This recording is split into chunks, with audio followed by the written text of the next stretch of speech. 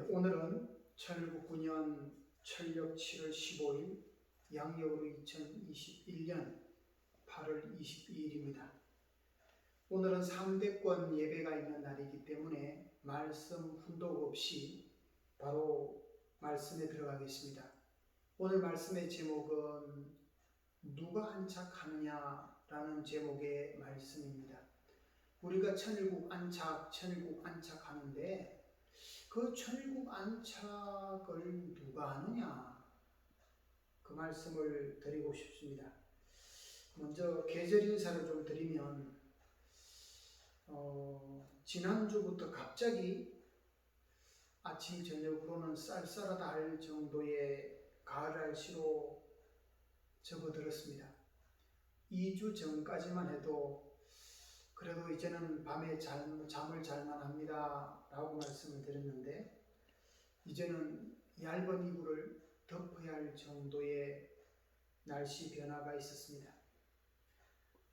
코로나의 확진자가 늘면서 우리도 몇 차례 경험하면 보통 8주, 2달은 간다는 것을 다 알고 있지만, 또 정부 관계자의 발표에 의하면 2주간 짧고 굵게 강력한 거리 두기를 합니다. 그런 말을 1년 반째 듣고 있습니다. 그런데 그것을 알면서도 또 그 말을 믿고 싶어 합니다. 그런 걸 보면 사람들이 믿어야 할 것을 믿는 것이 아니라 믿고 싶은 말을 믿는구나, 그런 생각을 하게 되었습니다. 믿어야 할 것을 믿는 것이 아니라 사람들이 믿고 싶은 것을 믿는구나 하는 것을 느낄 수 있습니다. 신앙인들이 그런 것 같지 않습니까? 되어질 현실보다는 되어지기를 바라는 것에 마음을 두고 산다고 봅니다. 그래야 당장 마음이 편해지는 것이 사실이기 때문에 그렇습니다. 이 세상을 부정적으로 보자, 그것은 아니고요. 단지 바라는 이상과 현실의 갭을, 그 차이를 줄이자는 말씀을 드립니다. 어제는 평화포럼과 청평대역사로 하루 종일 수고를 하셨습니다. 평화포럼에 대한 구체적인 공지가 약했습니다. 중요한 것을 하나씩 하면 좋은데 동시다발적으로 진행되다 보니까 어느 것이 중요한지 좀 무겁고 가벼운, 중요하고 중요하지 않은 경중을 놓칠 때가 있습니다. 지난주는 일지구 중심의 평화축제, 어제는 평화포럼, 청평대역사 이렇게 있었습니다. 평화축제도 세계본부 주관의 행사가 있고 일지구 주관의 행사가 있습니다. 어제 진행되었던 평화포럼은 격주로 진행을 한다고 합니다. 세계본부에서 몇 차례 진행하고 그것을 또 지구의 이관에서 또 몇 차례 진행을 한다고 합니다. 곧 성화설을 맞이해서 2022년 9월 12일 날 또 싱크탱크가 또 준비되고 있습니다. 아마 시군님들도 헷갈리시리라고 봅니다.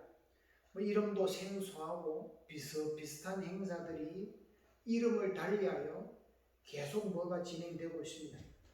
저도 전부는 알 수 없지만 몇 가지 잠시 요약을 해보면 2020년 월드 서밋을 위해서 2019년 7개 국가 복귀, 7개 대륙 복귀, 7개 종당 복귀 섭리를 해왔습니다.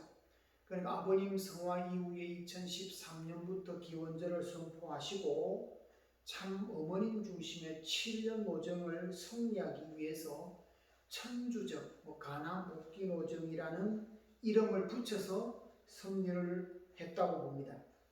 그렇다면 본격적으로 코로나가 번진 2020년 3월부터 이제 대면이 어려우니까 뭐 희망 전진 대회라는 이름으로 2021년을 시작하면서 뭐 평화 축제, 평화 예배, 지금 평화 예배도 평화 누리로 바뀌었다고 합니다. 그다음에 평화 수련, 뭐 이런 이름으로 이제 세계 본부 주관으로 몇 번 행사가 있었고 지구 중심으로 행사를 이렇게 진행을 하다 보니까 또 일본에서도 하고 그러다 보니까 한 달에 약 4주 중에 2주 정도는 행사로 예배를 대신하고 있는 상황입니다.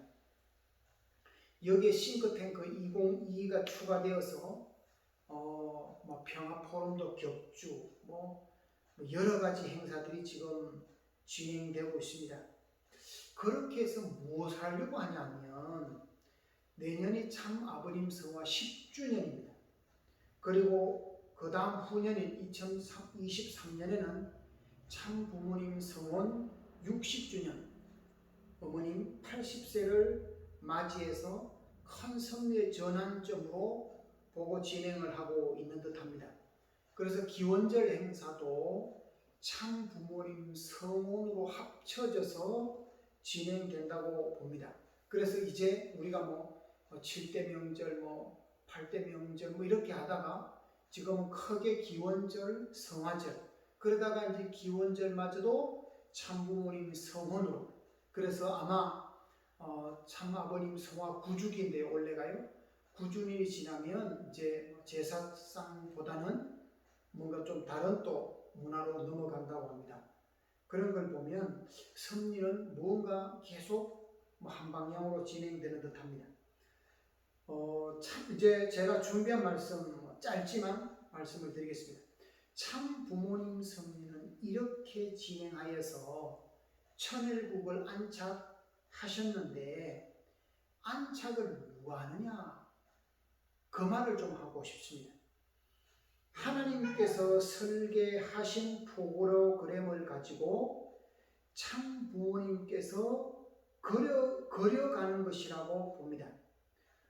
유치원에서 그림 공부할 때 보면 그림이 다 그려져 있고 그 그림 안에 색깔을 채우는 것을 봤을 겁니다. 사과 그림이 있고 그 안에 붉은색으로 색깔을 칠하면 이제 사과가 되는 그런 형식을 말하는 겁니다.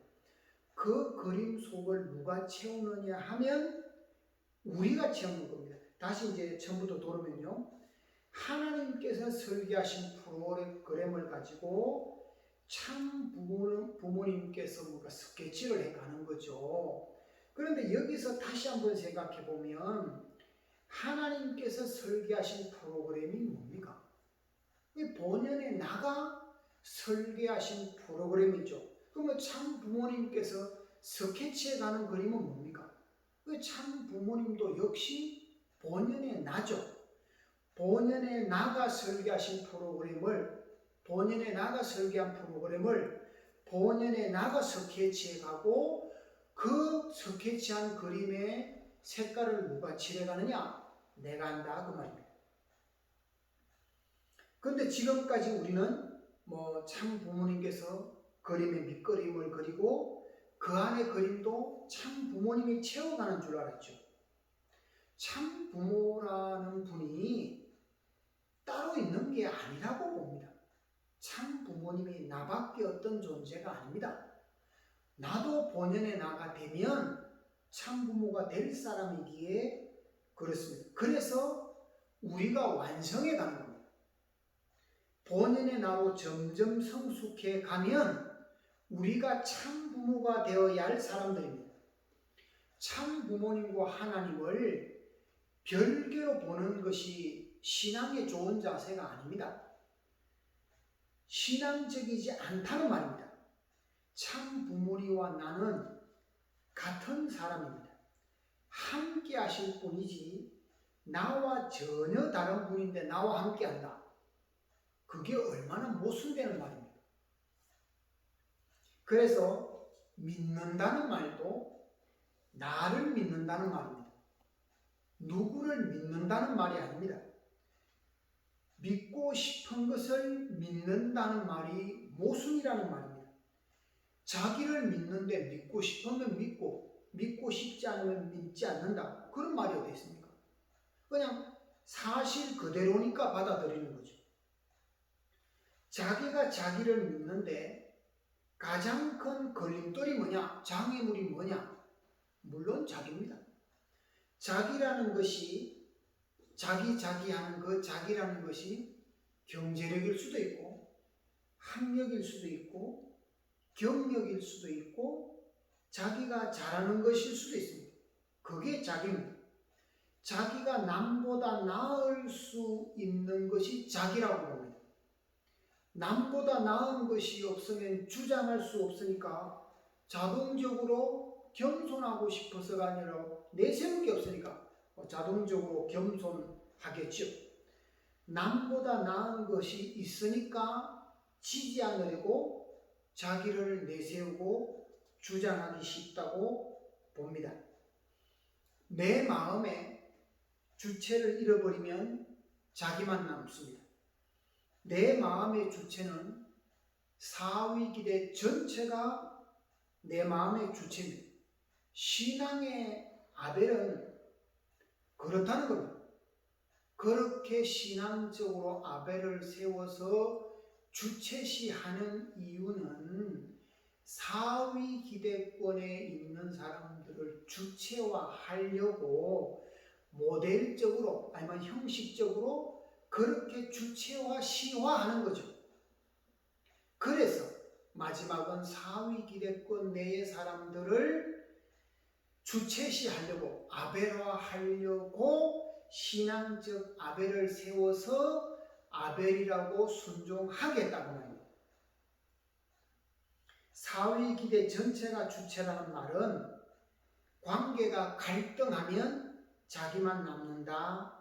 그 말입니다.